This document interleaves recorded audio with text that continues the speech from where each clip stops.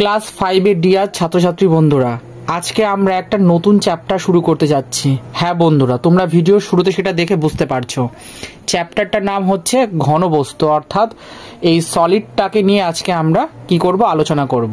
আজকের আমাদের যে আলোচ্য বিষয় সেটা হচ্ছে ঘনবস্তু, প্রভাতী গণিত বইয়ের কত 8.2। ঠিক আছে, অনুশীলনী 8.2 এর যে অঙ্কগুলো, সে অঙ্কগুলো নিয়ে আমরা মানে 8.2 এর অঙ্কগুলো নিয়ে আমরা আজকে আলোচনা করব।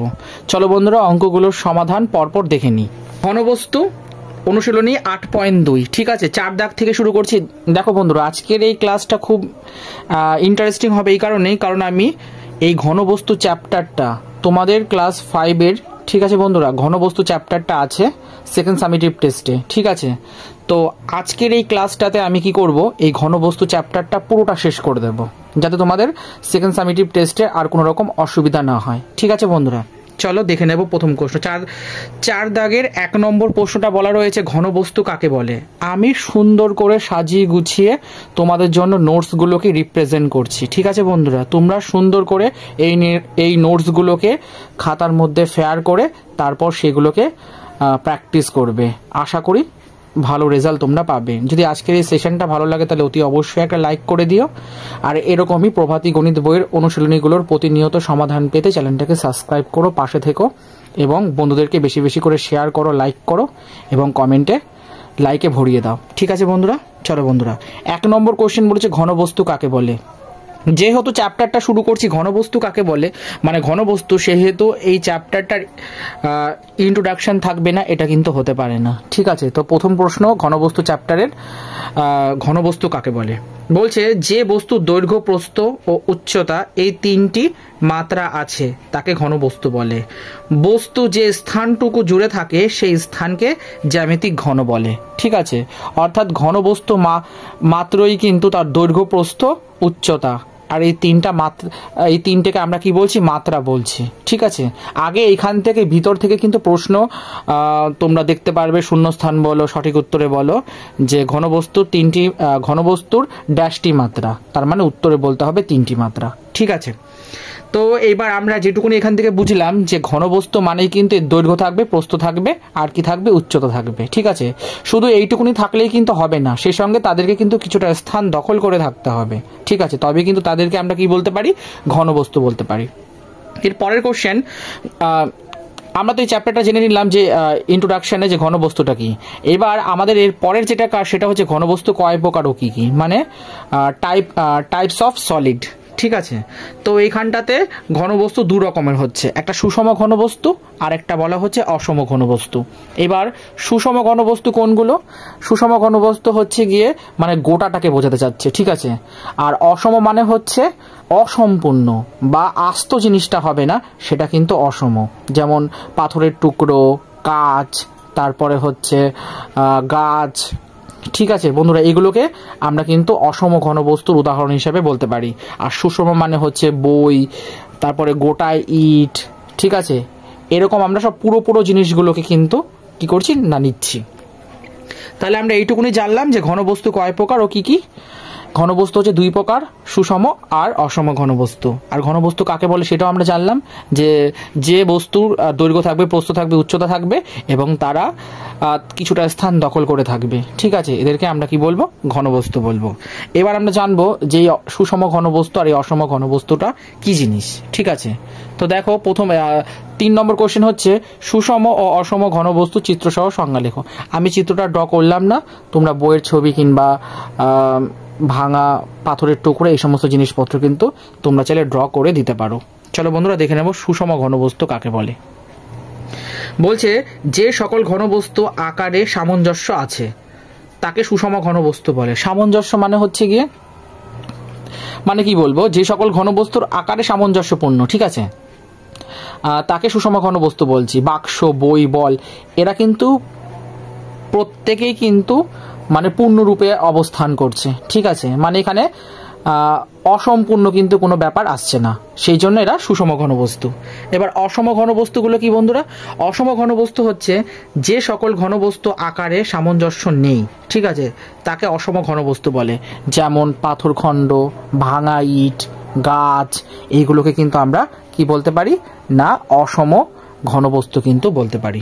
ঠিক আছে বন্ধুরা, চলো দেখে নেব পরবর্তী প্রশ্নের সম্পূর্ণ সমাধান। এখানে 4 নম্বরে রয়েছে কি খসড়া চিত্র অঙ্কন করো। খসড়া চিত্র অঙ্কন মানে হচ্ছে গিয়ে মানে এখানে যে মানে ঘন বলো, ঘনক বলো, শঙ্কু বলো, চোঙ বলো, পিরামিড বলো, এদের প্রত্যেকটার কি করতে হবে ডেফিনেশন তো দেবই, সঙ্গে আবার এদের যে ডায়াগ্রামটা সেটাও কিন্তু করতে হবে। তো প্রথমে কি আছে আয়তঘন।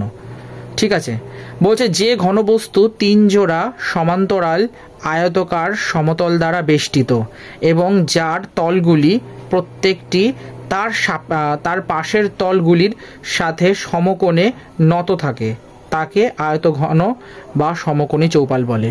পরীক্ষায় কিন্তু অনেক সময় প্রশ্ন প্রায়শই দেখা যায় যে আয়তঘনর আরেকটা নাম কি, তখন বলতে হবে সমকোণী চৌপাল। এই দেখো আমি আয়তঘন অঙ্কন করে দিয়েছি। ঠিক আছে, এটা হচ্ছে প্রস্থ, এটা হচ্ছে দৈর্ঘ্য, আর এটা হচ্ছে উচ্চতা। আর প্রত্যেকটা শীর্ষবিন্দুতে কিন্তু আমি কিন্তু নাম দিয়েছি এ বি, তারপরে C D, E F G H এরকম করে। আর আয়তঘনর উদাহরণ কি বলছে একটি আস্ত ইট, বই, এগুলো কিন্তু সমস্তটা আয়তঘন। ঠিক আছে বন্ধুরা, এবার দেখে নেব ঘনক। বলছে যে সকল আয়তঘনর দৈর্ঘ্য, প্রস্থ ও উচ্চতা সমান তাকে ঘনক বলে। মানে যে আয়তঘনের দৈর্ঘ্য, প্রস্থ, উচ্চতা এই 3টি মাত্রায় যদি সমান আকারে থাকে তাহলে কিন্তু তাদেরকে আমরা ঘনক বলবো। ঠিক আছে, ঘনকের তলগুলি বর্গাকার হবে। ঠিক আছে, প্রত্যেকটা কি স্কয়ার হবে, যেমন লুডুর ছক্কা। এটা কিন্তু ঘনকের একটা পারফেক্ট এক্সাম্পল বলতে পারো। ঠিক আছে বন্ধুরা, এরপরে দেখব শঙ্কু কাকে বলে। বলছে বৃত্তাকার ভূমি বিশিষ্ট ও একটি মাত্র বক্রতল দিয়ে সীমাবদ্ধ ঘনবস্তুকে শঙ্কু বলে। বৃত্তাকার তলটিকে শঙ্কুর ভূমি ও বক্রতলটিকে শঙ্কুর পার্শ্বতল বলে। ঠিক আছে, এই দেখো অনেকটা বলতে গেলে টোপরের মতো। ঠিক আছে, পি আর এটা কি রয়েছে বন্ধু, এটা ও এ আর পি, এই যে এই ছোচালো মতো অংশটা এটা হচ্ছে শীর্ষবিন্দু। তার এক্সাম্পল হিসাবে কি বলতে পারি, টোপর, মোচার অগ্রভাগ, এটা কিন্তু মোচার অগ্রভাগের মতন কিন্তু দেখতে। ঠিক আছে, তো দেখে নেব বন্ধুরা নেক্সট প্রশ্নের সমাধান। এর পরের কোশ্চেন হচ্ছে চোঙ। বলছে কোনো, ঠিক আছে, কোনো আয়তক্ষেত্রের একটি বাহুকে অক্ষ ধরে আয়তক্ষেত্রটিকে বাহুটির চারিদিকে সম্পূর্ণ ঘোরালে যে ঘন উৎপন্ন হয় তাকে বেলন বা লম্ববৃত্তাকার চোঙ বলে। ঠিক আছে, যেমন পাইপ, জলের ড্রাম, এই দেখো সিম্বলটা কীরকম হবে আমি কিন্তু করে দিয়েছি। ঠিক আছে, এটা হচ্ছে কি না চোঙের এক্সাম্পল।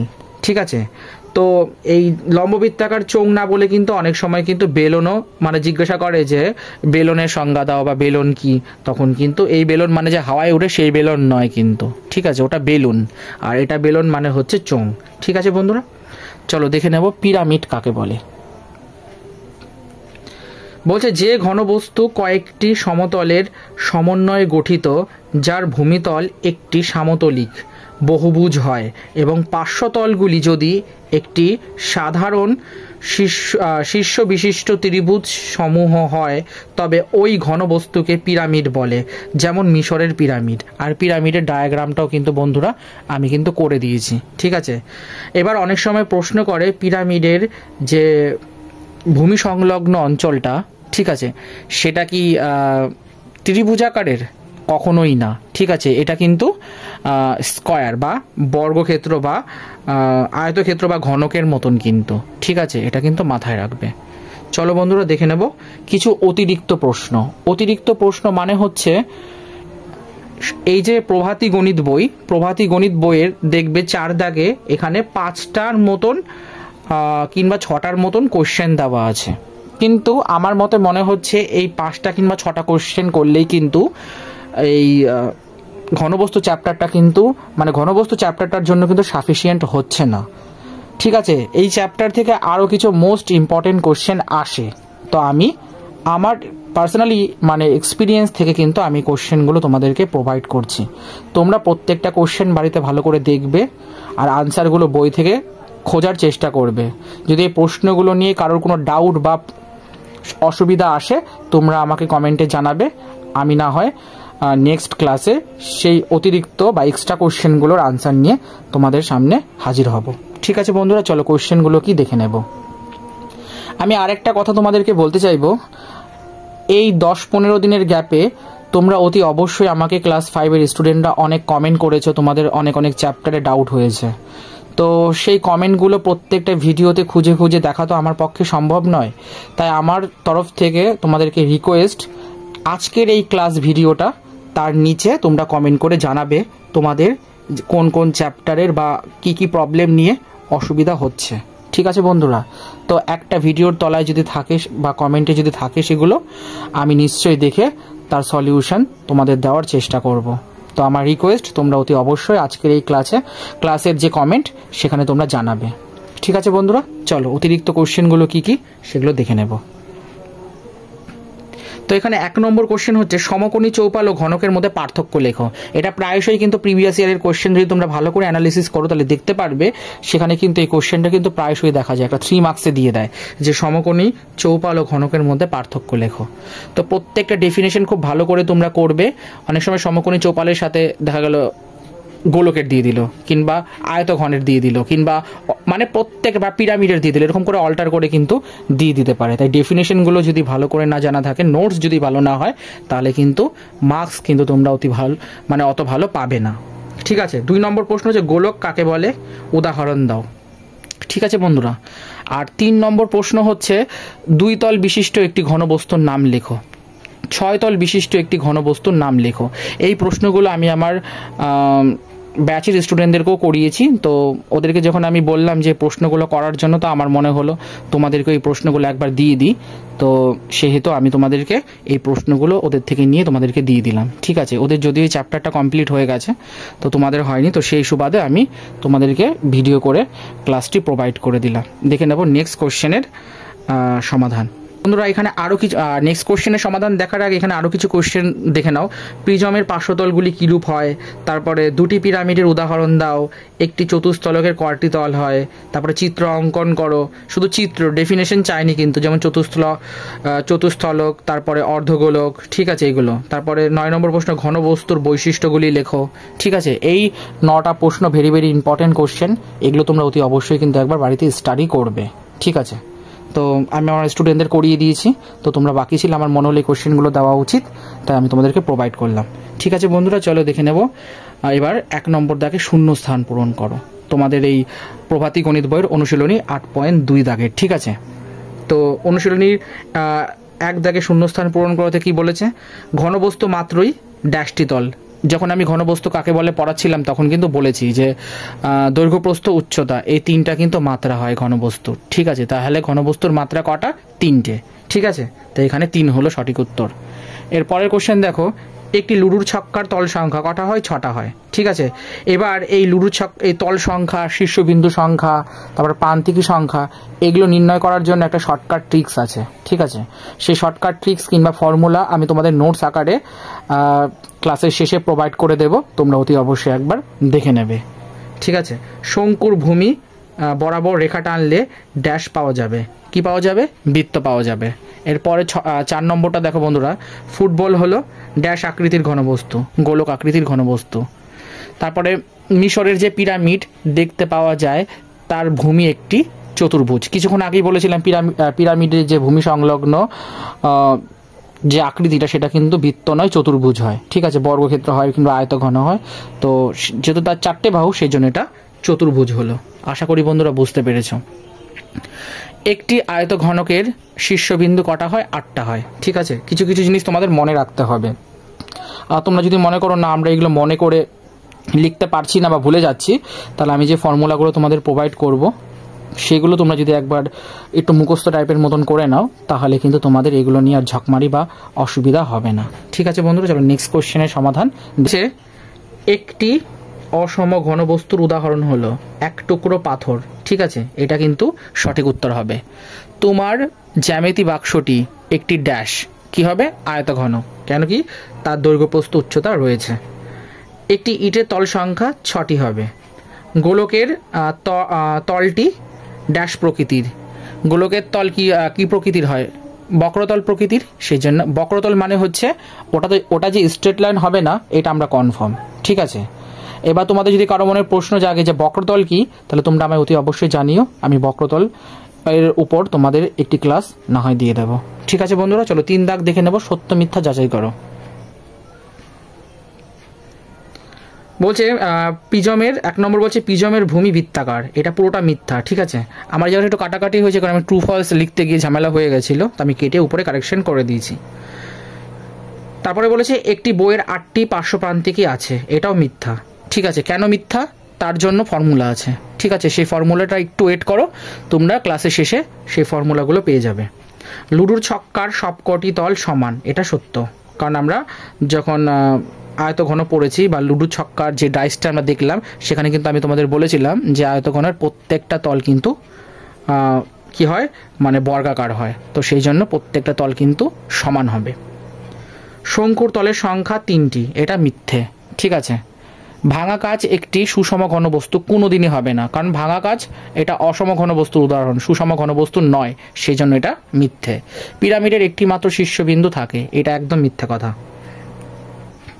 কারণ পিরামিডের একটা শীর্ষবিন্দু কখনোই থাকে না, পিরামিডের একের অধিক শীর্ষবিন্দু থাকে। ঠিক আছে, একাধিক হলে পরে কিন্তু এটা সত্য হতো। একটি শঙ্কুকে উল্টে রাখলে সেটি সুস্থিরভাবে দাঁড়িয়ে থাকতে পারবে, কোনো দিনই সম্ভব না, কারণ তোমরা দেখো শঙ্কুর উপরের মুখটা তো ছোচালো টাইপের হয়। ঠিক আছে, ছোচালো টাইপের হয়, এবার এই ছোচালো মুখটা আর নিচের মানে তোমরা যদি টোপরের কথা কল্পনা করো, ঠিক আছে, তাহলে টোপরের কি হয়, উপরের মুখটা ছোচালো হয় আর বাকিটা বৃত্ত টাইপের হয়। এবার এই জিনিসটাকে যদি উল্টে দাও, ঠিক আছে, তাহলে কোনো দিনই সুস্থিরভাবে দাঁড়িয়ে থাকবে না, কি হবে না, পড়ে যাবে।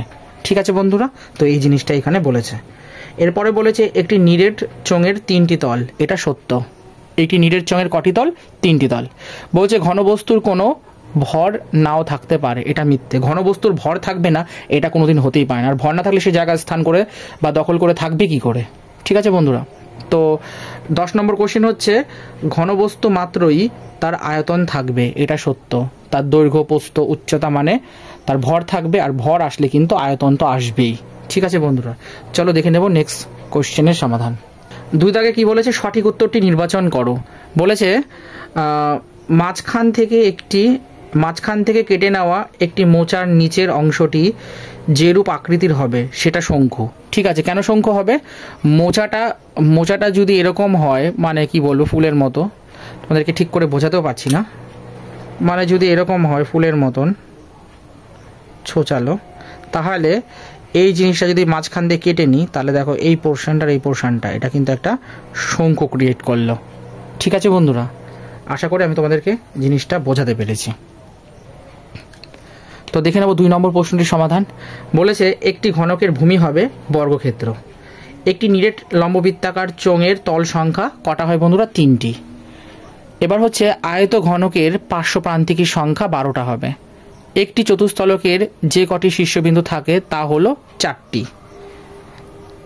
6 নম্বরে বলছে যদি কোনো পিরামিডের ভূমি ত্রিভুজ হয় তবে পিরামিডটিকে বলা হবে চতুস্থলক। ঠিক আছে, তাহলে এখান দিয়ে কিন্তু চতুস্থলকের ডেফিনেশনটা হয়ে গেল। চতুস্থলক কাকে বলে, যদি কোনো পিরামিডের ভূমি ত্রিভুজ হয় তবে সেই পিরামিডকে বলা হবে চতুস্থলক। ঠিক আছে বন্ধুরা, চলো দেখে নেব পরের কোশ্চেনের সমাধান। বলেছে একটি গোলকের শীর্ষবিন্দুর সংখ্যা, গোলকের কোনো শীর্ষবিন্দু হয় না, সেই জন্য কোনো শীর্ষবিন্দু নেই। ঠিক আছে, দেখে নেব বন্ধুরা নেক্সট কোশ্চেনের সমাধান। বলেছে একটি সমকোণী ত্রিভুজকে তার সমকোণ সংলগ্ন বাহুর সাপেক্ষে ঘোরালে যে ঘনবস্তুটি পাওয়া যাবে তা হলো শঙ্কু। পঞ্চভুজাকৃতি পিরামিডের মোট তল সংখ্যা কত হবে, 6টি। আর আজকের লাস্ট কোশ্চেন হচ্ছে 10 নম্বর, আয়তঘন একটি বিশেষ ধরনের প্রিজম। ঠিক আছে, এবার কিছু বললাম না তোমাদেরকে যে ক্লাসের শেষে কিছু ট্রিক্স কিংবা ফর্মুলা আমি তোমাদের প্রোভাইড করব, যেগুলো করলে তোমরা শীর্ষবিন্দু তারপর পার্শ্বপ্রান্তিকী তল নির্ণয় করতে পারবে। এইগুলো হচ্ছে সেই নোটস। এখানে 1 নম্বরে কি বলছে, প্রিজমের তল সংখ্যা। প্রিজমের তল সংখ্যা বার করতে গেলে প্রিজমের ভূমির বাহুর সংখ্যার সঙ্গে 2 যোগ করে দিলেই প্রিজমের তল সংখ্যা কিন্তু বেরিয়ে যাবে। এরপরে দেখো প্রিজমের পার্শ্বপ্রান্তিকের সংখ্যা। প্রিজমের পার্শ্বপ্রান্তিকের সংখ্যা জানতে হলে তা কি করতে হবে, 3-এর সাথে যদি প্রিজমের ভূমির বাহুর সংখ্যা গুণ করে দাও, তাহলে যেটা হবে সেটা হচ্ছে প্রিজমের পার্শ্বপ্রান্তিকের সংখ্যা। 3 নম্বরটা দেখো বন্ধুরা, প্রিজমের শীর্ষবিন্দু সংখ্যা বার করার রুল কি? যদি 2 এর সাথে প্রিজমের ভূমির বাহু সংখ্যা গুণ করে দাও, যেটা পাবে সেটাই হচ্ছে প্রিজমের শীর্ষবিন্দুর সংখ্যা। এরপরে হচ্ছে পিরামিডের তল সংখ্যা নির্ণয়। পিরামিডের তল সংখ্যা বার করতে গেলে পিরামিডের ভূমির বাহুর সংখ্যার সঙ্গে যদি তোমরা 1 যোগ করো, তাহলে কিন্তু তোমরা পিরামিডের তল সংখ্যা পেয়ে যাবে। এরপরে দেখো, পিরামিডের পার্শ্বপ্রান্তিকী যদি তোমরা বার করতে চাও, তাহলে পিরামিডের ভূমির সংখ্যার সঙ্গে যদি 2 গুণ করে দাও, যেটা পাবে সেটাই হচ্ছে পিরামিডের পার্শ্বপ্রান্তিকীর সংখ্যা। আর 6 নম্বর সূত্র যেটা, সেটা হচ্ছে পিরামিডের শীর্ষবিন্দু যদি জানতে চাও, তাহলে পিরামিডের ভূমির বাহুর সংখ্যার সঙ্গে তোমাদের কি করতে হবে? একটা 1 যোগ করে দিতে হবে। আর যখনই তোমরা এটা যোগ করে দেবে, তখন সেটা কি হবে? তখন সেটা পিরামিডের শীর্ষবিন্দুর সংখ্যা তোমরা বার করতে পারবে। তাহলে ক্লাস 5-এর প্রিয় ছাত্রছাত্রী বন্ধুরা, একটা ক্লাসের মধ্যে আমি তোমাদের ঘনবস্তু পুরো চ্যাপ্টারটি কমপ্লিট করে দিলাম। এটা তোমাদের সিলেবাসে ছিল সেকেন্ড সামেটিভ টেস্টের জন্য। তো তোমরা অতি অবশ্যই এই চ্যাপ্টারটা ভালো করে করবে। নেক্সট ক্লাসে আমরা চিত্রলেখ কিংবা নতুন কোনো চ্যাপ্টার নিয়ে আবার আলোচনা শুরু করব। ঠিক আছে বন্ধুরা, এই কদিন আমার একটু এক্সাম থাকার জন্য আমি বিজি ছিলাম, সেই জন্য আমি তোমাদের ক্লাসগুলো প্রোভাইড করতে পারিনি। তোমরা অনেকেই কমেন্ট করেছো, সেই কমেন্টগুলো ঠিকঠাক করে আমার দেখা হয়নি, পড়া হয়নি। নাহলে তোমরা কিন্তু খুব ভালো মতন জানো বন্ধুরা, তোমরা কমেন্ট করলে কিন্তু আমি ইনস্ট্যান্ট সেগুলোর রিপ্লাই দিয়ে দিই।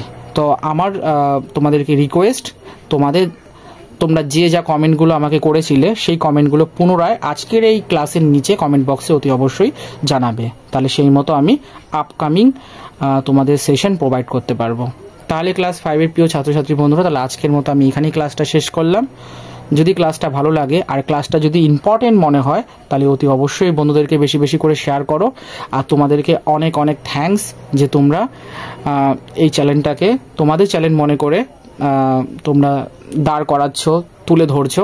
এটা আমি খুব খুশি, কারণ দেখতে দেখতে 400 জন সাবস্ক্রাইবার প্রায় অতিক্রম করতে চললো।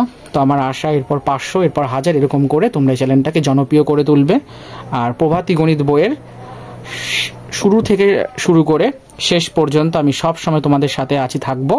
তোমরা ভালো করে পড়াশুনো করো। আশা করি তোমরা খুব ভালো করে প্র্যাকটিস করছো, পাস করছো। তোমাদের ভালো রেজাল্ট হোক। মা সরস্বতীর আশীর্বাদ সব সময় তোমাদের সাথে আছে। চলো বন্ধুরা, টাটা।